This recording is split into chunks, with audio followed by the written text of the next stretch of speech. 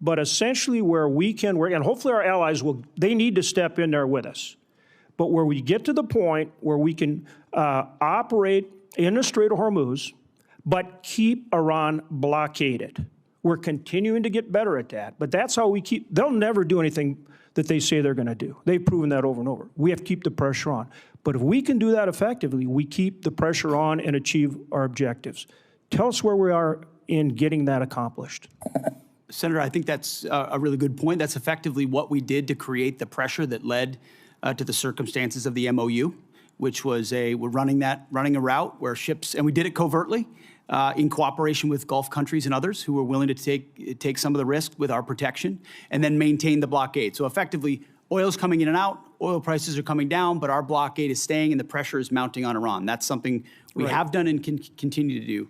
We moved into an MOU where Iran said we won't shoot at shipping, and then the IRGC turned around and decided to start shooting at commercial shipping again, at which point the president, I mean, as he should, cannot tolerate that, and so we respond, as he said 10 times, you shoot at ships, we're going to shoot at you overwhelmingly, which we have been doing now for, I believe it's a 10th consecutive evening. So consequences come with the willingness to shoot at commercial shipping. Our blockade has been reimposed and is effectively impenetrable. We got seized a ship inside the Arabian Gulf as well. So there's a lot of different angles to it, a lot of levers we can pull, and ultimately a lot of the strikes that Admiral Cooper and CENTCOM have been undertaking are taking Iran's ability to see and sense away in the Strait of Hormuz, which has tactical benefits for us. And that's what this funding is about. This funding is about making sure that we and our allies can operate in the Strait of Hormuz, which helps bring down energy prices for every single American consumer, and that we force Iran to meet our objectives. Isn't that what this package is all about? This is a peace through strength package. Right. That's what 1.5 trillion has always been about, a generational investment at as the chairman alluded to, a step change moment. We need to be able to do it at speed, at scale, with autonomy, with AI, with exquisite high cost and low cost, to be ahead and stay ahead so that you're not just able to do what we need to do in the Strait of Hormuz, but deter adversaries like Russia and China from getting involved in future contingencies. And just General Kane, for any follow-up that you would like on that issue. Sir, I wouldn't have anything to add. Okay. Again, thank you, and thank you to all of our men and women in uniform. We appreciate them so much. Senator Shaheen. Thank you, Madam Chair. Secretary Hegseth, since you last testified before this committee, we finally received the spend plan for the $400 million FY26 appropriation for Ukraine security assistance. This funding was passed back in January, and now there are only 3 months left in this fiscal year. And while I appreciate that we now see what most of the funding is intended for, I just heard from the CEO of one of the manufacturers of the defense articles that are contained in the spend plan that they not only haven't received funding, but they haven't even seen a contract. So when are we going to see a contract for those defense articles that are contained in the spend plan for Iraq? I'm sorry, for Ukraine. For Ukraine. Senator, I'll have to get back to you on the specifics of the timeline of that. I'll talk to our policy shop as well as the EUCOM commander to determine where that's at. Well, you've told this committee that you've barely spent half of the $150 billion in reconciliation funding.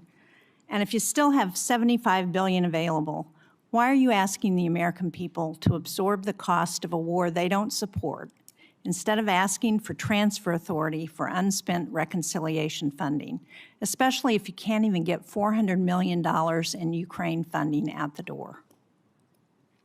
As I mentioned earlier, Senator, that money from the One Big Beautiful Bill is otherwise allocated to the rebuilding of our military with priorities of the president like Golden Dome for America and hypersonics and other munitions investments that we made up front as we tried to adjust the Biden budget into an America First budget.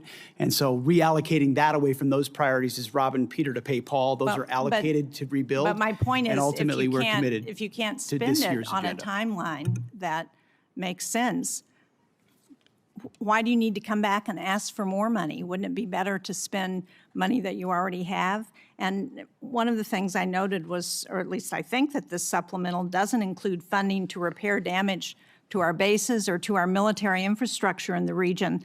And I have not heard that we've gotten the full extent of any of those damage estimates. So should we expect another request to address that military construction costs? And at what point do you stop asking Americans to foot the bill for a war they don't support on top of an inflated budget request and billions in reconciliation funds that you still haven't spent? Well, Senator, I obviously don't agree with your characterization of that. But I ultimately, appreciate that, but you didn't ask, but I want you to answer my question. I know you don't agree with my characterization. I don't agree with yours either. Well, one of the reasons I take issue with that characterization is something that Senator Durbin said when he talked about Ukraine and he talked about winning. And I appreciate as much as anybody winning a war. But I sit in front of a committee that wants to talk about winning a war that's been going on for 4 years and talks about strategic defeat of a conflict that's been going on for 4 months to prevent Iran from getting a nuclear bomb. I would hope for some perspective in this town of the historic nature of what President Trump is undertaking. Do you want radical Islamists to have a nuclear bomb that can stare down the world? Because I have limited time. I don't understand. If you can't answer my question, then I will move on to my next question. Secretary Rollins, the timber industry has also been hard hit, as you know, by trade wars, by drought, by wildfires, by other natural disasters that are increasingly common. In New Hampshire, which is the second most heavily forested state in the nation, one of the things that we really need, as you know, because we've had this conversation, is a research program and Forest Service staffing on the ground in a variety of ways, but particularly at Bartlett Experimental Forest.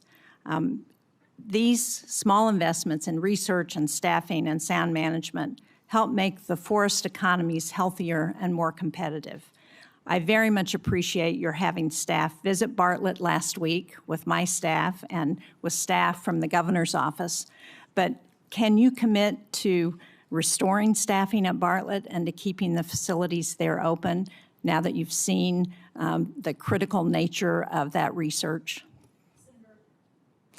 Why don't I follow up with you? I have not gotten a report from their visit, so I would like to do that first. But obviously, you and I have been in a continuing conversation about that. The good news, there's no doubt our timber industry is in distress and has been for a long time.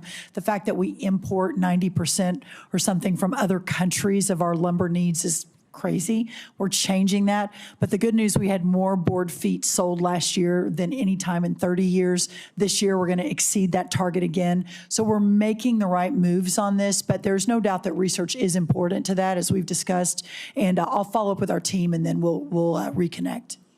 Thank you. I appreciate that. As you pointed out, research is critical to ensuring that the timber economy continues to be successful. Thank you, Madam Chair.